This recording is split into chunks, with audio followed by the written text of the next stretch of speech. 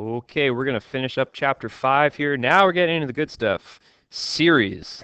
Love it. Okay, what is a series? It's just a sum of the terms of a sequence. If we've got a finite sequence, then we can calculate a finite series just by adding up all the terms. That seems simple enough, right? And sometimes this finite series is called a partial sum.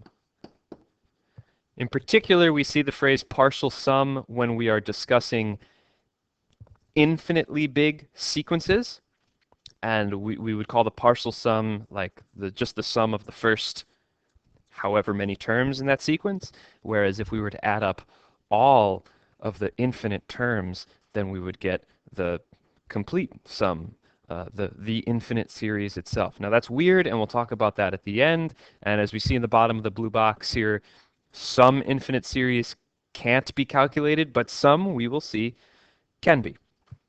And that topic extends way beyond the scope of this video, for the record. In fact, we'll come back to that later on in the course. But for now, anyway, just as a quick example, I've got a sequence of numbers down there at the bottom. They're called the Lucas numbers, by the way, very closely related to the Fibonacci numbers. And I think if you stare at them for a moment, you'll see certainly what the connection is. If I were to calculate partial sums for the Lucas sequence, because of course that sequence does go on forever, the first partial sum would just be the sum of the first one number. That's very easy to calculate. It's 1. And then the second partial sum would be the sum of the first two numbers. So that's 4. And then we'd add up the first three numbers to get 8, and then 15, and then 26, and so on. So that's how to calculate partial sums. Very easy, right? Now, a way that we like to write down series to save ourselves time and space is instead of writing down this long extended sum, we use something called sigma notation. Sigma. What's going on? Oh, sorry, we don't have any math things named after you, Fern. Okay, we use this Greek letter here. This is a capital letter sigma. So instead of writing all these terms with pluses and dots and stuff, we can very succinctly just write it like this. Now that looks a little strange because it's using this general term here, u sub k. So let's look at something a little more concrete. So if I had this expression, I read that as the sum of every number that is in the form 3k, where the first one, k, is going to be equal to 1, and then I'm going to add up all the way until k is equal to n. So n could be any number. In fact, let's change that to a 4. I start off when k is equal to 1. So when k is 1, it's 3 times 1, which is 3. And then I add when k is equal to 2, in which case 3 times 2 is 6. And then I add when k is equal to 3, and then I get 9. And then I add to that when k is equal to 4, so I get 12. And then I add up all those numbers, and I get 30. And we all get very excited because we've solved a series. Woo! In a previous video, I talked about the sum and the products of the roots of a quadratic. So now we can look at the formula, and we can actually appreciate its general form that we see down here. So this will be good for any size polynomial. So first, let's expand that sigma so we understand what's happening here. So for r is our variable that's changing here. R is going from 0 all the way to n.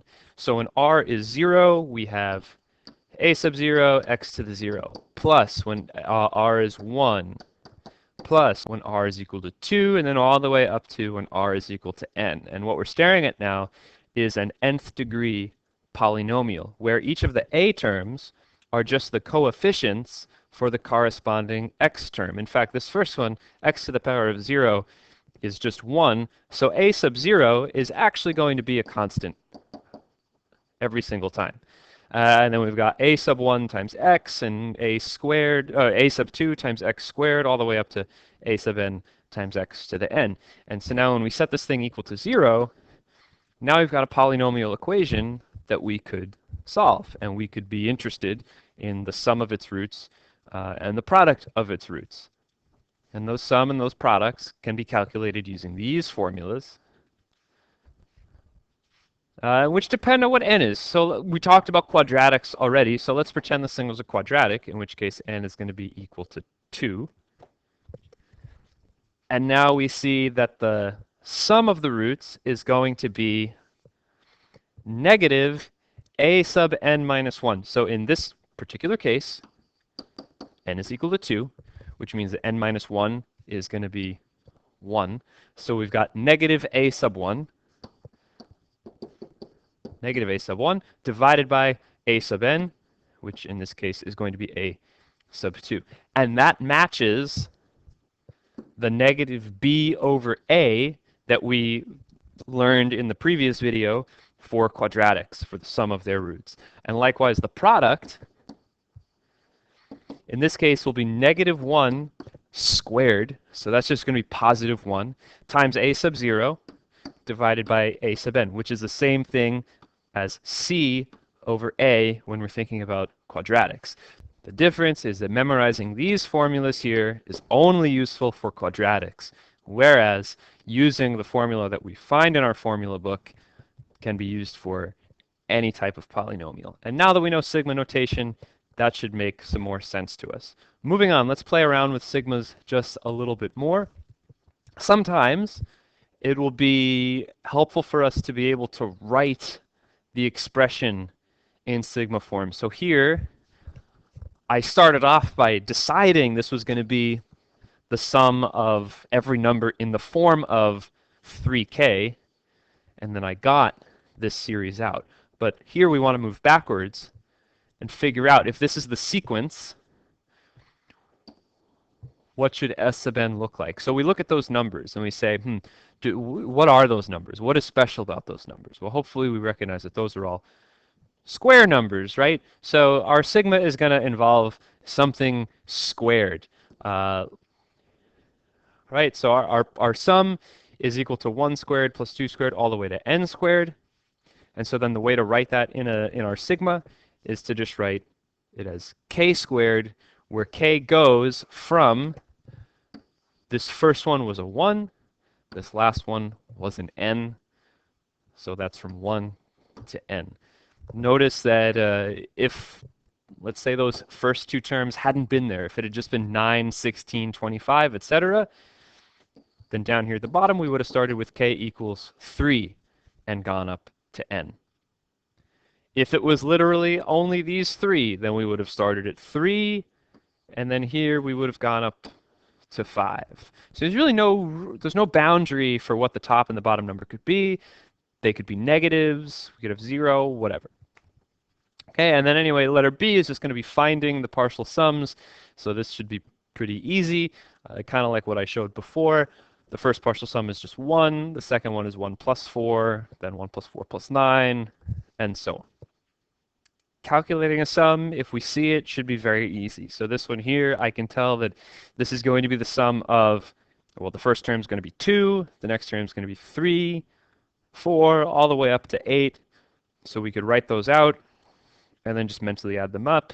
The second one, it's going to be 1/2 plus 1/4 plus all the way up to 1/32, and then we just add those together, and there we go. We can also calculate these on the calculator very, very easily, so let's take a peek at that. The way to do this, right, first step menu, obviously. It's in an unlikely place, or someplace you might not expect anyway. It ends up being in calculus, and there's a very good reason why it's in calculus, but we can save that conversation for another day. And we're just going to choose sum, and then look at this. This is so easy, right? So we can just type in k, or any letter you want, really, it doesn't matter. First term, last term, and here we have 1 over 2 to the power of k. There we go. Some basic properties of sigma notation that may be helpful from time to time. First of all, if we have a sum of two different numbers that are being added together, we can break them apart. It's kind of like distributing the sum. You could think of it kind of like that. That's certainly not really what's happening, but visually it appears as though it is. Anyway, we can separate those into two separate sigmas. So if this ends up being easier, great. If you can combine these two as like terms, then great. That doesn't matter. You're going to get the same answer. And if we have a constant multiple, so c in this case, you can pull that out from the sigma and calculate the sum first, and then just multiply the whole thing by c. Maybe you want to rewind and check out my example earlier with the threes. You could absolutely have taken that 3 out and then calculated the sum of 3 times just k, and then it would have been 1 plus 2 plus 3 plus 4. Anyway, you're going to get the same answer there.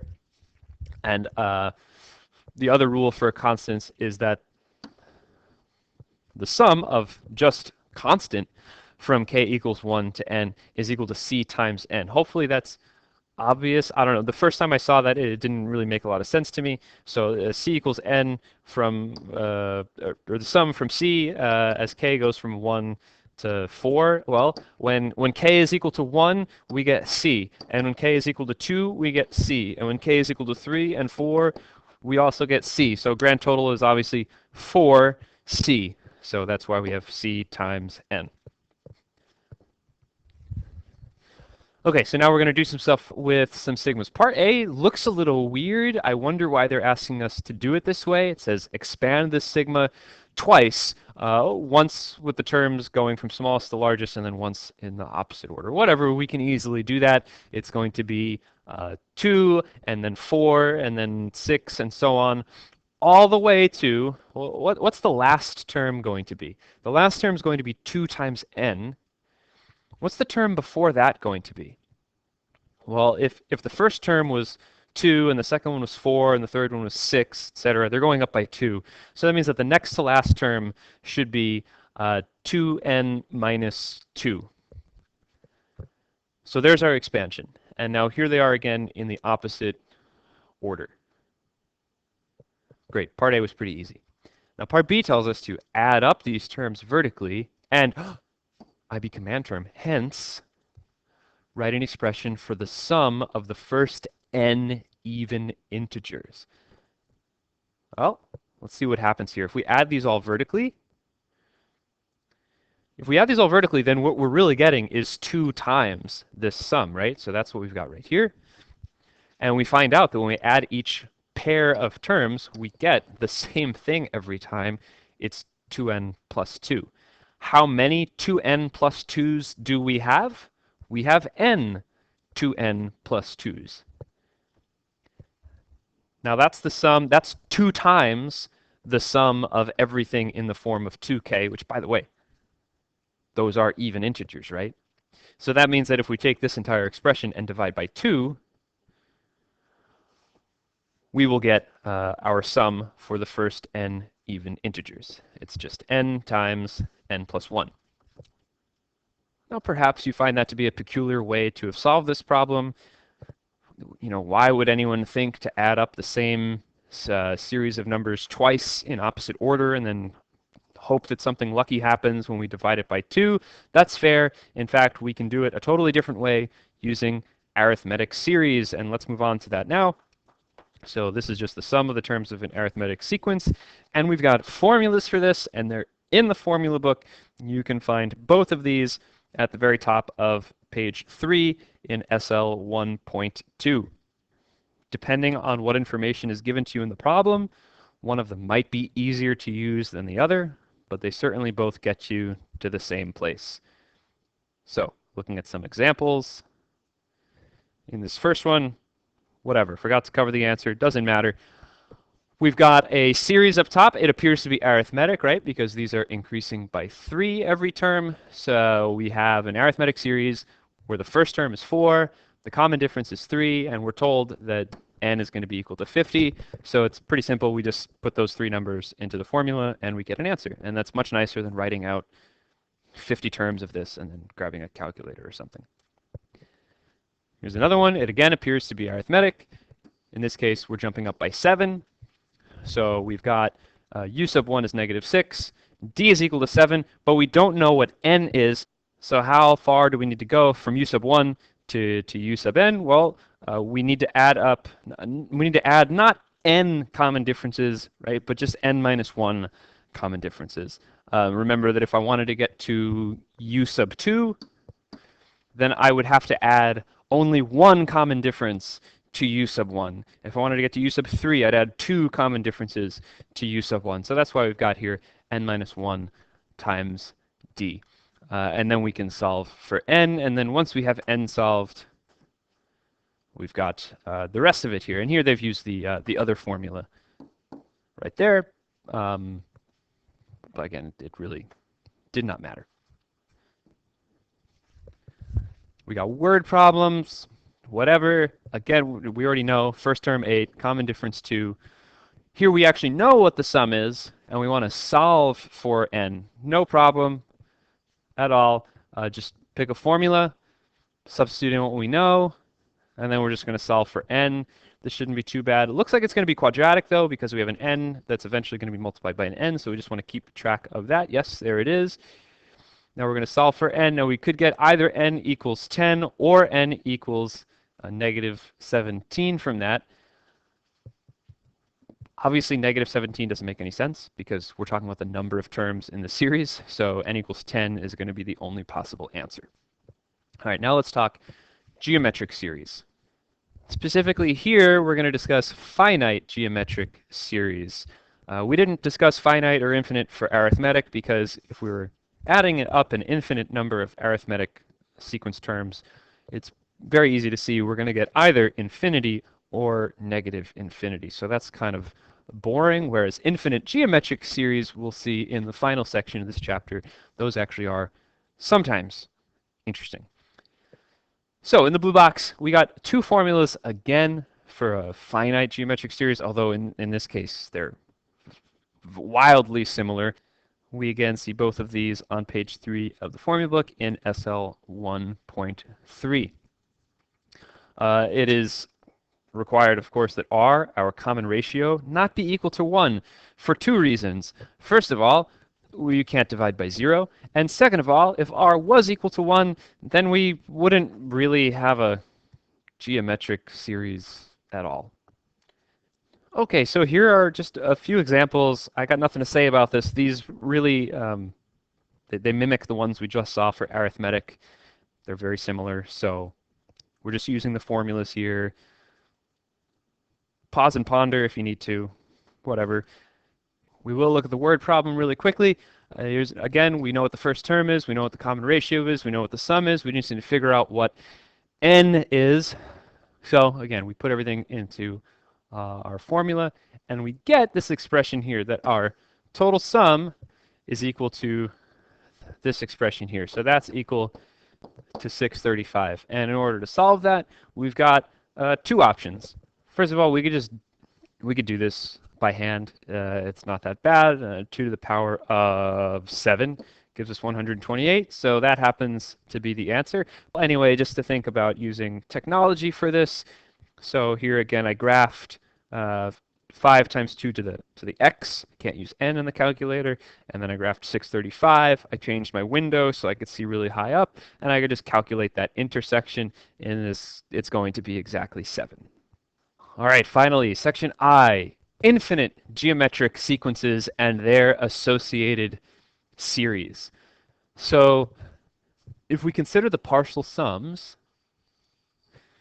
if we're thinking about an infinite series, then we're really thinking about what's happening when n gets super, super, super big. And we can see that if we have u sub 1 times 1 minus r, let's say to the power of infinity, over 1 minus r.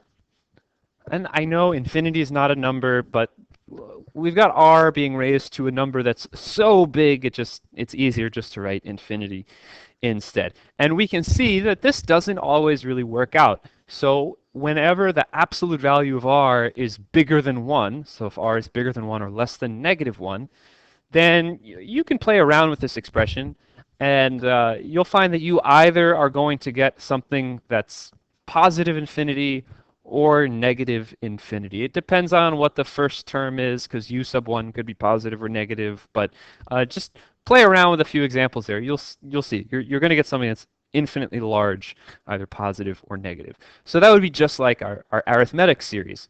Not very interesting. However, if that absolute value of r were less than 1, then when we raise r to a super big number, to a super big power, this term ends up getting smaller, right? And if that term gets smaller and smaller and smaller, then we can come up with a finite answer here. In fact, when this goes to 0, then we have just 1 minus 0, which is just 1. And if we remove this term altogether, then we get that right there. And that is the sum of an infinite geometric series, as long as the common ratio is somewhere in between -1 and 1. We say in this case that either we say that the series converges to some particular number, or we say that the series is convergent. And likewise up here, if the absolute value of r is too large, then we say the series is divergent, or we say the series diverges. And this is a huge topic in mathematics once we get past calculus. So for now, we're going to do some interesting stuff with it. It's fun. I love it, but it gets really cool later on. Most of the examples I could show you are going to be exactly the same things that we saw earlier, where we're just putting numbers into yet a different formula, so I'm not going to do those here. But here's one different type. We can write repeating decimals now as rational numbers, as fractions. So here we got 0.7 repeating, so that's 0.77777, etc., right? And now that first 7 is in the tenths place. So this is 7 tenths, this is 7 hundredths, this is 7 thousandths, and so on, and that's going to be crucial to this. So we think about it, 0.7 repeating as that, and then we realize that it's really an infinite geometric series where we're adding up 7 tenths, 7 hundredths, and so on. So we've got a first term of 7 tenths, and we've got a common ratio here of 1/10, because that's what we need to multiply by to get from one term to the next. And since it's infinite, we're just going to put those two numbers into our infinite geometric series formula, and we end up getting 7/9. And sure enough, 7/9 is equal to 0.7 repeating. And you can repeat this process to figure out things that you already knew, like 0.3 repeating should be equal to 3/9, and 0.6 repeating ends up being equal to 6/9. And of course, this does mean that 0.9 repeating is equal to exactly 9/9, or 1, and that will probably bother a few of you. One of the most famous geometric series was provided to us by a Greek philosopher by the name of Zeno. Born around 500 BC, Zeno was an all-around troublemaker. He was very famous for his paradoxes of motion. One in particular stated that it was impossible to travel from point A to point B. You see, before you could make it there, you'd have to travel halfway, which sounds fine. But then before you could make it from that midpoint to the end, you'd have to travel half of the remaining distance, or a quarter of the whole distance.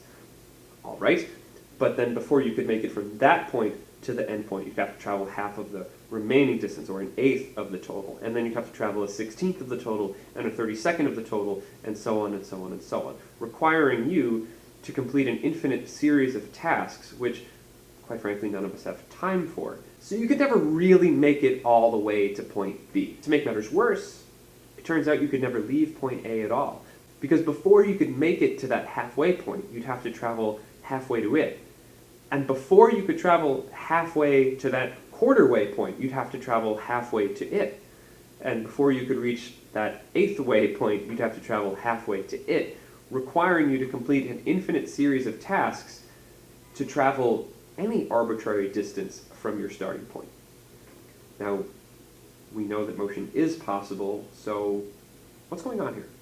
Well, it's pretty easy to verify that 1 whole is equal to a half plus a quarter plus 1/8, etc., because we've just got to simplify our first term divided by 1 minus our common ratio, which in this case is a half, and that's a half divided by a half, which is definitely equal to 1.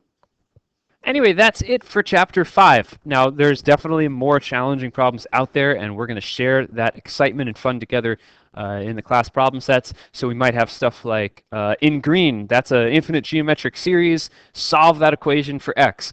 We might have in red, I said indirect information about the series. So for example, the sum of the first 8 terms of the series is this value, and then the sum of the first 12 terms is this other value, so use that information to tell me this other stuff about the series. Or we might have to combine an arithmetic and geometric series in some way, or maybe even some other non-particular series might come into play. So anyway, there's a lot of fun stuff that we can and we will do together with this topic, but they shall remain an adventure for another day. We're going to end this video here, changing things up this time.